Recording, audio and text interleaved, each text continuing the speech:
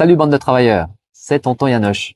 J'espère que vous allez bien, que vous profitez bien de vos vacances, de ces fêtes de fin d'année. Aujourd'hui c'est Noël, c'est le 25 décembre. Et en 2025, c'est important, c'est pour la suite par rapport au taux de change, je vais en parler un petit peu. Et dans cette vidéo, je vais vous comparer les avantages et les inconvénients entre la Suisse alémanique et la Suisse romande.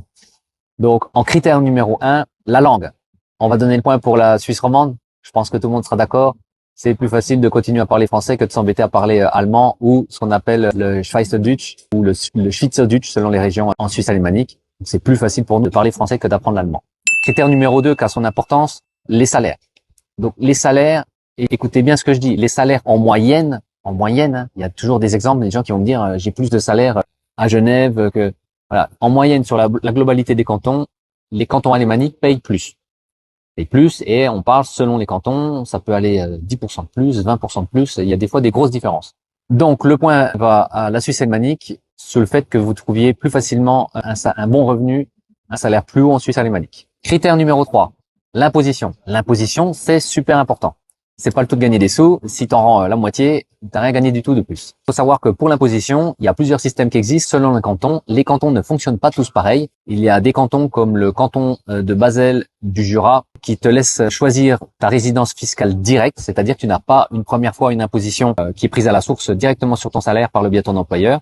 Tu vas toucher ton net sans que les impôts suisses se mêlent de ce que tu gagnes. Et par la suite, quand tu vas faire ta déclaration en France, tu vas être imposé en France, mais tu as certains avantages à pouvoir être imposé directement en France, comme les frais réels. Et sur certaines situations familiales avec plusieurs enfants, la fiscalité va être plus intéressante d'être directement fiscalisé en France plutôt que d'avoir une première ponction en Suisse. Sur les cantons, tu n'as pas le choix, tu vas avoir ton imposition suisse, mais dans tous les cas, faut pas croire que ça va s'arrêter là. Tu vas devoir, parce que tu es résident français, refaire une déclaration en France, comme si tu étais directement imposé en France, et le fisc français va calculer combien tu dois payer.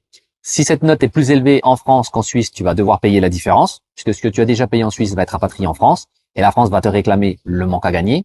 Si tu payes plus cher d'impôts en Suisse qu'en France, la France ne va rien te rendre. Que la Suisse ne va rien rendre non plus. Il va pas y avoir de discussion entre la Suisse et la France, il va pas y avoir d'argent rendu. Ce qui t'a été imposé en Suisse, tu le devais, tu le paies, et tu ne récupéreras rien là-dessus. Et pour te lister quelques cantons, par exemple, sache que sur le canton de Zurich, on a une imposition qui est assez forte, qui est de 19,6%. Donc c'est quand même assez élevé.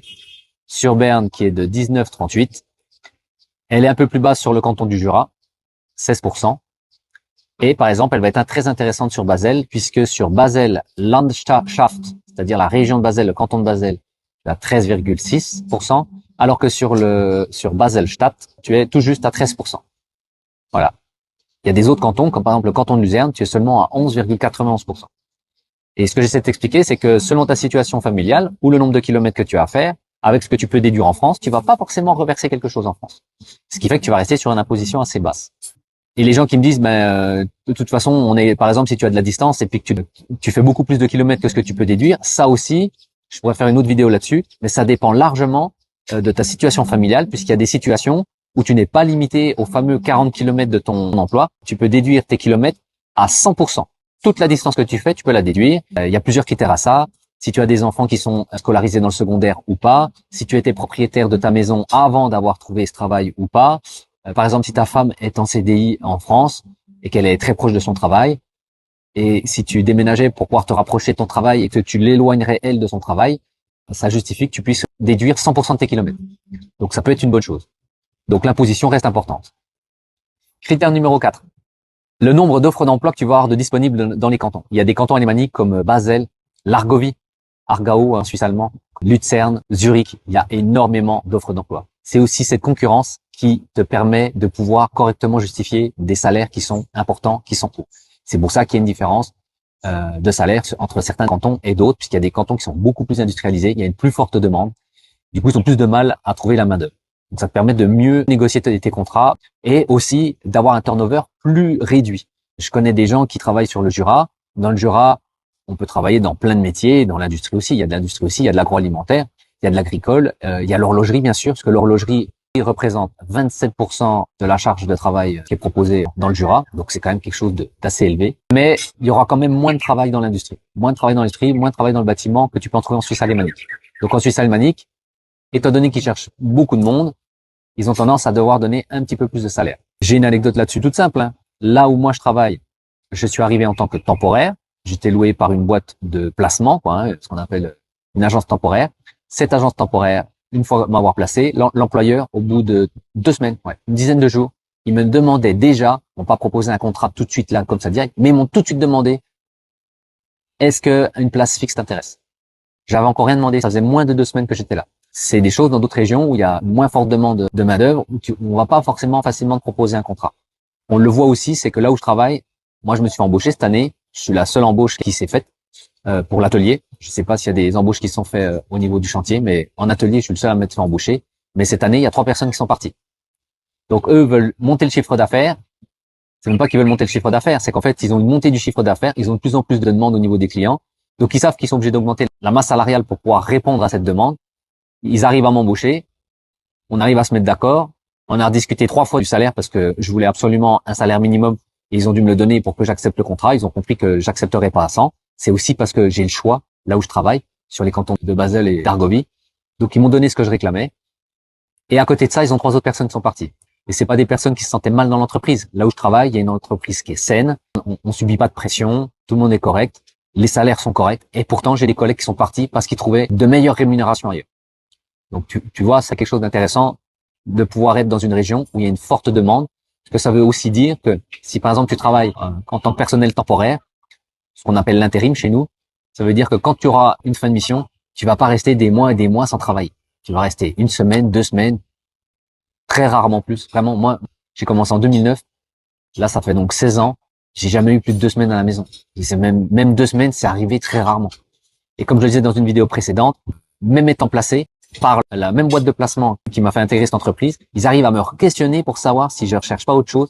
Ils savent que je suis placé, ils savent que je suis en contrat fixe, et pourtant ils reviennent régulièrement, tous les 1 mois et demi, 2 mois, prendre des nouvelles pour savoir si je cherche pas quelque chose parce que ils voudraient pas rater quelqu'un qui par exemple quitte une entreprise et puis rater le coche de pouvoir eux-mêmes me replacer ailleurs plutôt que moi je trouve de moi-même un autre travail et que je me mette après cette place si je décide de l'arrêter, changer de métier, d'aller dans une autre entreprise.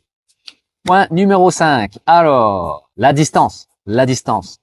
Si tu veux travailler en Suisse, si tu es ailleurs en France, tu as dû jeter un petit coup d'œil, mais tu te rends compte que voilà, il y a quelques points intéressants d'habiter en France si tu veux pas tout de suite habiter en Suisse, si tu veux d'abord être frontalier pour pouvoir te remettre d'aplomb financièrement, il y a quelques endroits pour pouvoir travailler en Suisse. Il y a la région Alsace, et là on parle du Haut-Rhin. Donc on pourrait un petit peu agrandir le périmètre en disant pas se limiter juste à Saint-Louis puisque les loyers sont assez chers sur Saint-Louis, mais en tout cas la région qui se trouve entre Mulhouse et Basel, tout le long de l'autoroute A35. Là, il y a pas mal de communes et selon comment tu vas décider d'être très très proche de la frontière ou tu vas être d'accord pour t'éloigner de, je ne sais pas, 10, 15, 20 kilomètres, même 30 kilomètres. C'est une autoroute tout le long. En ce moment, c'est un petit peu pénible, elle est en travaux, mais si comme moi, tu vas au boulot très tôt le matin et que tu as des horaires qui ne sont pas dans les horaires de tout le monde, t'éloigner à peine de 15-20 kilomètres, ça va nettement réduire le prix de ton loyer là où tu décides de louer. Et après, si par la suite tu décides d'acheter, alors peut-être en France, ou si tu décides finalement d'être résident suisse, bon, là ta situation changera et ça aura plus rien à voir. Donc en habitant sur toute cette région du Haut-Rhin, le département 68, autour de Saint-Louis et en extrapolant un petit peu, voilà, en allant sur la direction de Mulhouse ou en descendant un petit peu direction Altkirch, je laisse regarder sur la carte. Voilà, tu peux travailler sur Basel même, t'es tout près, puisque Basel est jumelée, elle est contre la frontière, ou les villes alentours, puisqu'il y a quand même pas mal de villes comme Muttenz, Pratel, il y a plein de petites villes autour qui ont aussi pas mal d'industrie, beaucoup dans le pharma, un petit peu de dépôt d'essence, mais il y a pas mal d'industrie, il y a de l'agroalimentaire aussi, c'est assez intéressant. Deuxième emplacement assez sympa, tu peux habiter sur la commune de Mèche et les alentours, tous les villages qui est autour de Mèche, qui vont te permettre d'accéder à la Suisse et surtout d'aller sur la région de La Chaux-de-Fonds. La Chaux-de-Fonds est une ville qui a une grande activité qui tourne autour de l'horlogerie, donc c'est quand même pas donné à tout le monde. Autour, ça donne un peu de travail, bien sûr, hein, tu vas avoir du boulot dans le bâtiment et tout ça. Il y a un petit peu d'industrie, mais c'est quand même moins développé que sur Basel. Si tu habites sur Mèche, l'accès quand même est correct puisque tu vas être à moins de 40 minutes, ou autour de 40 minutes pour te rendre à La Chaux-de-Fonds et les alentours. On parle d'une trentaine de kilomètres. Par contre, tu vas être côté français, un peu éloigné de tout puisque tu vas pas avoir directement d'autoroute. Et quand tu veux te déplacer pour aller quelque part, moi personnellement, je trouve que c'est important. Aller sur Belfort, c'est long. Aller sur Montbéliard, c'est long. On n'en parle même pas sur Mulhouse ou reprendre des axes autoroutes pour aller en direction de Mulhouse ou de Besançon. C'est un peu pénible. Moi, je trouve ça un peu pénible. Il y a des gens, ça leur plaît d'être un petit peu coupé, mais au final, voilà, si tu es sur la région Alsace, Mulhouse, même Belfort, tu vas vite te rendre compte que tu as un accès direct à l'autoroute, tu es sur la 36 et tu peux aller partout où tu veux. C'est plus pratique quand tu dois te rendre ailleurs, si tu as l'habitude de faire des kilomètres ou de voyager un petit peu. Un autre emplacement sympathique, Belfort. Belfort, les alentours de Belfort, dont une commune qui est à l'est de Belfort qui s'appelle Delle, et tout ce qui est entre Belfort et Delle, mais on parle d'une petite distance, il y a à peine 10 kilomètres. Tu vas pouvoir travailler en Suisse parce que tu vas te retrouver en face d'une petite ville qui s'appelle Port-Rentruy, qui est pas beaucoup développée, mais derrière ça, il y a Delémont, et par contre, Delémont, c'est une ville de grande importance, enfin, c'est une grande ville, et à Delémont, il y a déjà plus de travail. Donc, en habitant là, tu vas être entre 45 minutes et 1 heure de route quand même pour te rendre sur Delémont. Port-Rentruy, c'est tout près, tu vas être à 15-20 minutes. Le problème de Port-Rentruy, je te dis, c'est que c'est pas très développé au niveau industrie. C'est beaucoup moins développé que sur la Suisse alémanique ou par exemple sur Genève. Et du coup, voilà, plus difficile de trouver un poste. Et en plus, tout ça fait que l'industrie étant moins développée sur le canton du Jura, puisque Delémont, Port-Rentruy sont sur le canton du Jura, tu vas vite te retrouver avec plus de gens qui veulent travailler que d'entreprises qui offrent du boulot. Du coup, ça tire les salaires vers le bas.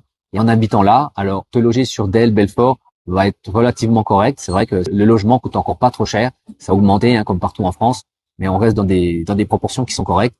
Par contre, en face, quand tu vas aller travailler en Suisse, tu vas avoir du mal d'avoir un 4 000 € net, 4 500 € net. Ça se fait, ça se trouve, mais faut un petit peu plus chercher. Et il faut surtout proposer des compétences un petit peu plus recherchées pour que toi, tu puisses justement justifier d'un salaire qui soit un petit peu plus correct. Si tu travailles sur Basel, des salaires bruts à 6 000 francs suisses, ça se négocie. D'ailleurs, pour ce que j'en connais sur l'industrie, la plupart des salaires dépassent les 6 000 francs suisses. Bruts. Et par contre, net, ça veut dire que tu vas réussir normalement à gagner facilement 5 000 € net. Et du coup, dans le Jura, ce sera plus dur d'accéder à ces salaires-là.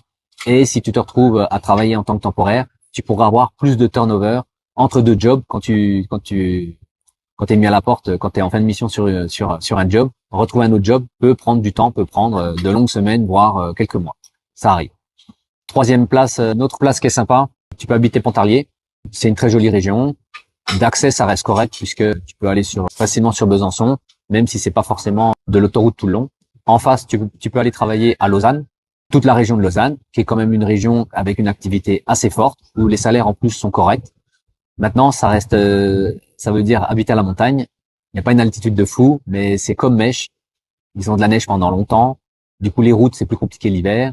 Et puis, ça reste un endroit qui est assez froid. On sait que le Haut-Doubs, c'est un des endroits les plus froids en France. Donc, à toi de voir si tu as envie d'habiter dans une région comme celle-ci, qui est très sympathique, qui est aussi très, très jolie. Mais tu vas te retrouver à 1 heure de la région de Lausanne. Donc, tu as quand même 1 heure aller, 1 heure retour. Et par contre, il y a très peu de routes, très peu d'accès pour traverser la douane. Donc, il y a un petit étranglement et il y a beaucoup de gens qui passent tous au même endroit. Sauf que c'est de la petite route. C'est pas de l'autoroute. Donc, il n'y a pas d'autoroute comme sur Basel, où quand tu arrives depuis la France, tu ne quittes pas l'autoroute. Il y a une douane d'autoroute, quand tu es sur Basel, qui va t'aider à passer en Suisse sans devoir faire des bouchons, sans te retrouver sur des petites routes de campagne où c'est que les villages sont totalement saturés. Et après, une des régions les plus connues, la Haute-Savoie, Thonon-les-Bains, ses alentours, Annecy pour certains, et travailler à Genève. Donc là, c'est encore différent. On parle français, bien entendu. C'est intéressant pour plein de gens. La distance est courte, mais le temps de trajet ne sera pas réduit, puisque c'est saturé sur Thonon-les-Bains et Genève. Le logement coûte, côté français, relativement cher. C'est une des régions les plus chères de France pour se loger.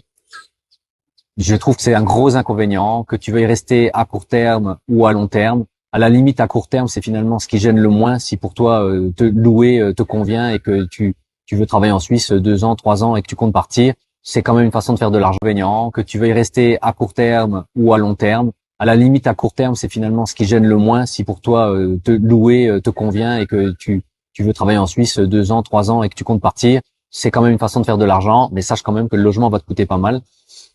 Si tu comptes rester là, faire du définitif ou en tout cas du très très longue durée et que tu envisages d'acheter un bien en résidence principale, renseigne-toi des prix. Tu vas vite voir que ça peut être bloquant. Si tu es pas sûr de travailler pendant 25 ans à cet endroit, acheter un bien pour le garder 2 ans, 3 ans, 4 ans, 5 ans, ça peut être une mauvaise idée dans le sens où ça va te prendre beaucoup sur ton budget, ça peut te bloquer sur d'autres projets. Et bon, normalement, les gens vont te dire l'immobilier a toujours monté ici, il fait toujours que de monter, donc c'est un bon placement, ça vaut le coup d'acheter, tu vas revendre plus cher. On n'est quand même pas dans une période très propice à ce genre d'investissement à moyen terme. C'est-à-dire que acheter une maison, la garder 15 ans, oui, tu as énormément de chances de faire une plus-value. Par contre, acheter une maison pour la garder seulement, ou un appartement pour la garder seulement 2 ans, ou 3, ou 4, c'est un peu juste pour pouvoir se dire, ok, j'achète et je suis sûr de ne pas perdre d'argent. Tu peux vraiment perdre de l'argent. Tu peux avoir, ou alors énormément de difficultés à leur vendre si tu comptes rechanger de région par la suite. Donc la région de Genève, si tu vois ça comme une solution provisoire et que tu veux te loger en location, et pourquoi pas, parce que si tu travailles dans le tertiaire, ça reste un bon plan. C'est là que tu trouveras les meilleurs salaires. Tu seras mieux payé que par exemple sur Delémont et sur Port-Rentruy. Si tu veux rester sur le long terme, il faut vraiment que tu pèses le ratio, la balance entre ça va te coûter le logement, le fait de vouloir rester longtemps et donc investir longtemps sur la pierre, sur ce que tu comptes acheter, et puis les objectifs à long terme que tu peux avoir sur cette région. Donc tu vas pouvoir aller au travail sans faire des milliers de kilomètres, parce que voilà, en 10 kilomètres, 5 kilomètres, 20 kilomètres pour les alentours de Genève, ou si toi tu n'es pas directement près de la frontière et que tu t'éloignes un petit peu, tu vas pouvoir aller à ton travail. Le problème qu'il y a quand même, c'est que c'est tellement saturé, tu as quand même 1 heure de trajet. Des fois plus pour certains. Donc il y a des gens qui ont des bons plans, selon où c'est qu'ils habitent et selon où c'est qu'ils bossent, ils arrivent à prendre le ferry. Le bateau reste une très très bonne solution. Comme ça t'évite d'avoir la fatigue du trajet comme si tu conduisais. Ça reste raisonnablement, le prix reste raisonnable, le coût reste raisonnable. Et puis en durée, t'as pas de surprise, t'as tout le temps le même temps de trajet. Maintenant, c'est pas donné à tout le monde. Il y a des gens des fois qui travaillent avec des horaires spéciaux, qui changent d'horaire. Il y a des gens qui ont, après le ferry, n'auront pas d'accès direct à l'entreprise là où ils vont travailler. Et du coup, le ferry va pas forcément les arranger puisqu'ils se retrouvent trop excentrés de l'entreprise. Et du ferry, ils sont obligés de reprendre un autre transport, le train ou autre chose. Et là, ça va être compliqué. Maintenant, on va passer à un petit cours vite fait de suisse allemand. C'est juste quelques petites astuces. Je ferai une vidéo là-dessus plus complète. Je vais en faire plusieurs plus complètes comme je l'avais indiqué sur une autre vidéo pour que vous puissiez avoir des tips, mais que ce soit plus fourni et que vous puissiez vraiment bien vous débrouiller. Là, c'est juste quelques petites astuces. Pour saluer le matin, je vais donner plusieurs solutions, mais à chaque fois, je vais t'indiquer la plus usuelle. En allemand, on a l'habitude de dire « Hallo ». Alors, il faut bien que tu comprennes que le H, il se prononce en allemand, en suisse allemand aussi, et il est très important. Et si tu dis « Hallo », tu peux tomber sur quelqu'un qui te comprend pas. Donc, c'est pas difficile, mais il faut essayer de bien le prononcer. Hallo, c'est leur salut. C'est une salutation simple. Ils ont un petit diminutif qui disent, certains Suisses allemands disent, c'est pas si courant que ça, mais je l'entends de plus en plus, c'est hoi. Tu dis hoi. Hoi, c'est comme un petit peu le hi, tu vois, du hello qu'on entend en anglais. Donc, hoi. C'est facile. Et le matin, on a l'habitude de différencier quand on souhaite une bonne matinée ou une bonne journée. Parce que l'allemand est très précis, le suisse allemand aussi va vouloir être précis là-dessus. Et comme en anglais, tu dis good morning, là en allemand, on dit good morgen, sauf que en suisse allemand, on va avoir une autre façon de le dire, on dit gute Morgen. Alors, les Suisses allemands ont tendance à rouler les R et à raccourcir un petit peu les mots, comme nous on le fait aussi en français. Hein. Je connais pas grand monde qui dit, quand il parle, par exemple, maintenant. On dit tous maintenant ou maintenant, mais peu de gens le prononcent comme on devrait le prononcer en français en disant maintenant. Et ben, au lieu de dire Guten Morgen, les Suisses allemands disent Gute Morgen. Alors, ils enlèvent le N à la fin, donc je te le répète doucement. Gute Morgen. Gute Morgen.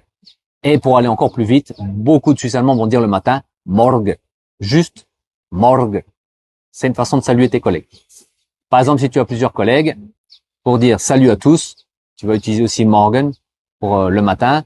Et le mot qui veut dire ensemble, à vous tous, qui est en allemand zusammen, eux, ils vont le raccourcir et ils vont dire zusammen. Donc, Gute Morgen zusammen. Ou alors, tu dis juste Morgen zusammen. Morgen zusammen. Voilà. C'est aussi facile que ça. Pour saluer plus formellement quelqu'un, les Suisses allemands ont une façon de le dire aussi. Ils vont dire Grüezi. Grüezi. Grüezi. Et pour que ce soit plus formel aussi, encore un peu plus formel, et quand ils s'adressent à plusieurs personnes, ils vont dire Grüezi wohl. Grüezi wohl. Voilà. La pause à 9 heures. La pause à 9 heures en Suisse, c'est religieux. J'ai déjà vu des entreprises très rarement qui ont une pause à midi qui est plus courte que la pause de 9 heures. Tellement la pause de 9 heures est importante. Maintenant, il y a un petit équilibre. Il y a des fois des entreprises qui font la pause de 9 heures plus courte. Là où je suis, c'est rare, c'est 15 minutes.